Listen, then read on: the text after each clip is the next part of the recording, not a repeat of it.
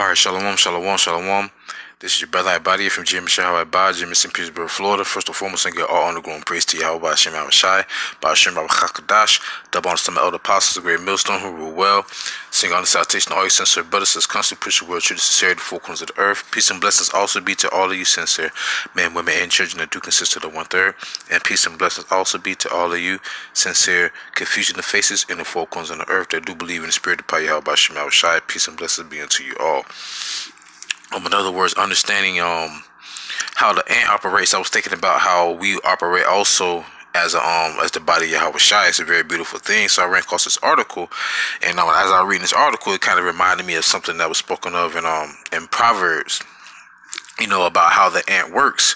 And before I go any further, I'm just gonna, even as a matter of fact, I'm not gonna pull it out of the scripture. I'm just gonna pull it out right here on this article because it even mentions it inside this article. But I'm getting straight to the point. Right here, Proverbs 6:6. It says, "Go to the ant, ye sluggard, consider her ways and be wise." All right. Now that's what it says right there. But anyways, let me pull it out of the scripture just to prove a point as well. Let me see, make sure that's what it says. Proverbs 6:6. "Go to the ant, thou sluggard, consider her ways and be wise." All right. And why should you go to the ant? Because looking at the way that the ant operates in a unit. All right. The ant is not concerned with its status. The ant is not concerned with merits. Ant is only concerned with doing one thing, and that's building a colony. That's building a colony that's gathering the fruits in the summer, so that when the winter comes, they will have food supplies, and they'll also work as a unit when it comes to fending off enemies, and having working ants and certain other ants that do other duties as well in the colony. All right. So without further ado, let's get to this article. It says, "Life will knock you down." So this is 4 things that they learned. These scientists or researchers learned from the ant. It said, "Life will knock you down, but you can rise up stronger." Exactly, because we all go through certain situations in this ministry as well, and not just speaking about the ants themselves, but I'm talking about what we go through too as members of the body of YAHWAH. You know, suffering all of these things so that we can glorify YAHWAH, and then see his glory as it be before us, and while he's in his natural state, all right, which is going to be his glorious angelic state, and also the kingdom of heaven. It says, "Ants gathered by the thousands to establish their mound." Well, we have 144,000 men, right? "The mound has ants of each stage: mature ants, young ones, eggs, larvae, and pupae. The anthill is created by worker ants who dig soil from underground to create a network of galleries. They carefully move dirt to the surface, avoiding stones or anything that isn't." All right. Now I'll go to Proverbs 24:16. It said, "For a just man falleth 7 times and rise up again, but the wicked shall fall into mischief." All right. So regardless of whatever obstacles that they have in their life, they continue and they're relentless in whatever they do because they're persistent. And they're going to say this right here: "Ants are quite focused and dedicated in their efforts to get the job done. Mounds are often knocked down, but they're persistent little buggers. They'll rebuild a stronger, larger mound just a few feet away." And it's just like us in this ministry, you know, what no kill us will make us stronger. So there are certain tribulations and trials that we will go through that it won't kill us, it won't break us, but what it'll make us stronger. So next time we come around to a situation like that, we know how to handle it and deal with it. And then we just really kind of realize it's just a spiritual war that we're constantly going through each and every day. All right. So bear with me. All right. As Thomas Open points out, we all have obstacles in life, but building resilience can help us overcome challenges and turn them into the success we desire. Life will knock you down, people will knock you down, circumstances will knock you down, all right? Giving up is not an option if you want to succeed in life. If you want to succeed in this ministry, giving up is not an option, all right? Because even if you give up, that you will not be fit for the kingdom of heaven. Now, I remember now, it said many are called, but few are chosen. So you want to make sure you make your calling and your election sure. So what? So you can seek salvation and be one of the first fruits with YAHWAH. So this is Romans chapter 3, verse 33. "Who shall lay anything to the charge of Yahweh's elect? It is Yahweh that justifieth. Who is he that condemneth? It is Mashiach that died. Yea, rather, that is righteous, that is risen again, who is even at the right hand of Yahweh, who also maketh intercession for us." All right. Now I'm gonna just jump down to a couple key scriptures after this. Who shall separate us from the love of Mashiach? Shall tribulation or distress or persecution or famine or nakedness or peril or sword?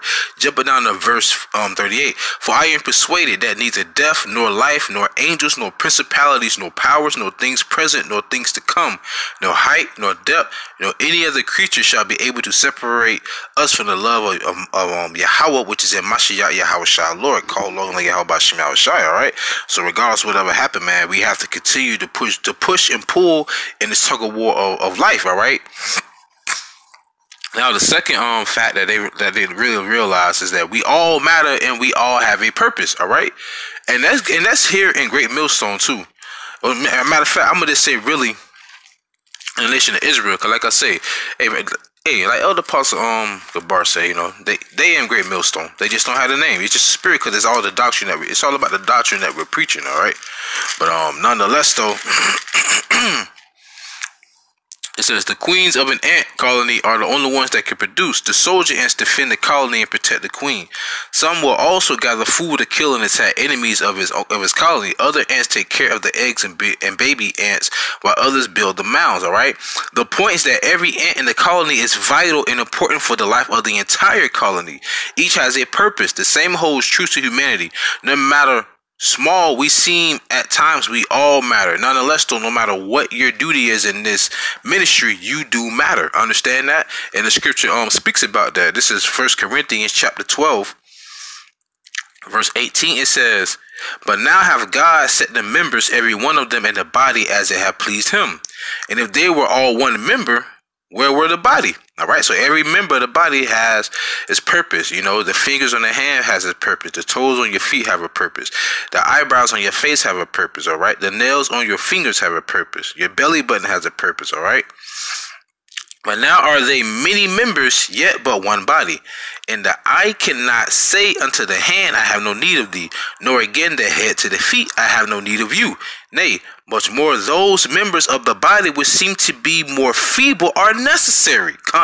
And those members of the body which we think to be less honorable, upon these we bestow more abundant honor. So, and I remember some Elder Apostle, Elder Pashai said, you know, a city in his DMV. He said, you know, cats get all roused up and everything. Oh, Elder, watch my video, or Elder, you know, come to my video. But what about the little ones, man? All right, those are the ones that we really need to be, you know, trying to big up in the spirit. They're the ones we need to give more honor and abundance to, because they're the ones that really need and desire that sincere milk so that they can get to the meat. Now, nonetheless, all right. So, verse 23 again, 1 Corinthians 12. And those members of the body that which we think to be less honorable, upon these we bestow more abundant honor. In our uncomely parts, it's like, yeah, our comely parts have more abundant comeliness, all right? For our comely parts have no need, but God have tempered the body together, having given more abundant honor to that part which lacked, that there should be no schism in the body, and that the members should have the same care one for another. Exactly. That's beautiful. So going back to the second fact here on this article, says we all matter and we all have a purpose, and that's here in this ministry, man. From that, that's why there's an order. All right, you have the elders, apostles, Great Millstone. You have the men up under them. You know, Elder Monatazai, Elder Inab, Elder Ayathan, you know, and Elder AHBAD, all the other elders, man. You know, then you have the heads, you know. Then I'll go as far as saying, you know, have Elder Uriah, Elder Malcolm, you know, you have other heads, you know, Elder Tazawam, Elder Khazak, all them other brothers, man. We know all them heads, man. You know, then you have the heads over the states, over the region, over the states, man. Then you have the heads of camps. It's just the order thing, but we all matter because we all are members of the body of YAHWASHI. Now, this is the third fact. Ants take on missions much bigger than themselves. Exactly, man. All right, it says, ants have shown me another revelation that are much stronger than they look. I've seen them carrying leaves, crumbs, small twigs, frogs, and even other ants that appear mortally wounded.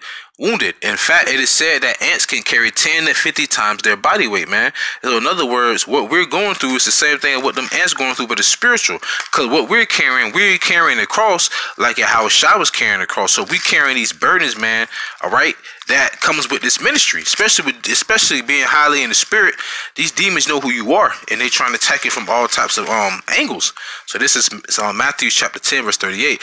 And he that taketh not his cross and follow after me is not worthy of me. That doesn't mean you will get an actual silver or gold cross and put around your neck. That means you have to bear that burden of carrying that wooden cross like YAHAWASHI had to his own death, so to say. Okay. So that's the same thing we're doing right now, carrying these burdens, because we're also living sacrifice, Romans 12:1.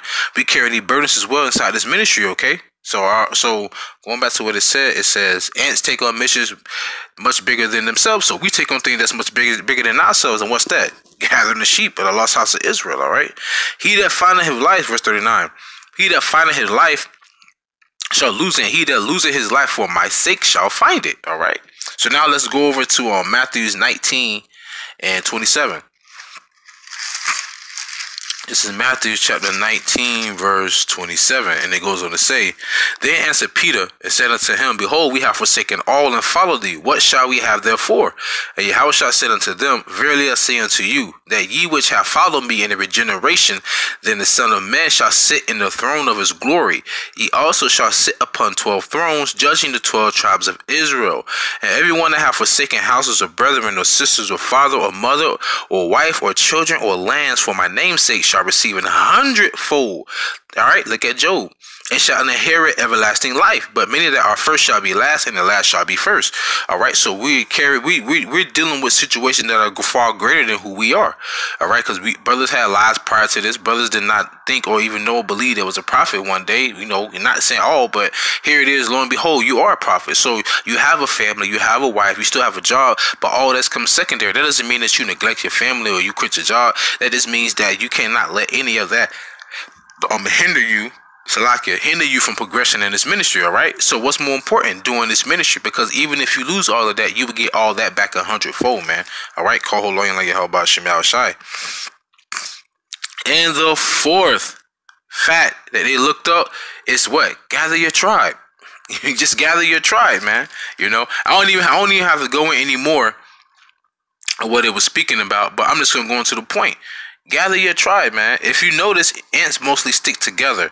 Hey, be around like-minded men. Ants teach us about community. They live life as a community with each contributing something to accomplish a bigger purpose. If you really dig deeper, you'll see that the mound wouldn't stand without the support of the entire colony. Whenever possible, find your tribe. I'm just going to go to Matthew 10 and 5, and I'm about to shut it down pretty soon.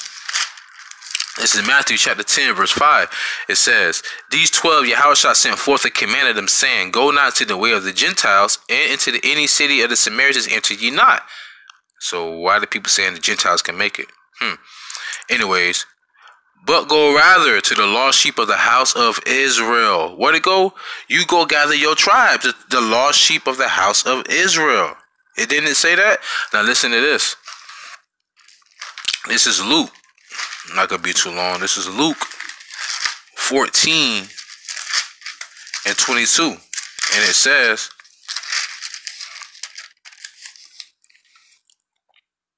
I'm starting 23. And the Lord said unto the servant, Go out into the highways and hedges and compel them to come into my house, to come in that my house may be filled. For I say unto you that none of these men which are bidden shall taste of my supper. So he said, what? Go out to the highways and compel them, who? The 12 tribes of Israel, to come in so that his house may be filled.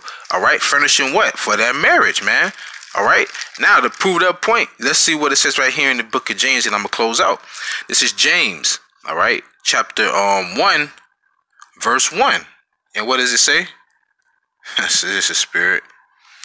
It says, James, a servant of YAHAWAH and of the Lord YAHAWASHI Mashiach, to the 12 tribes which are scattered abroad, greeting. All right, so that's who you're supposed to go out and gather. Gather who?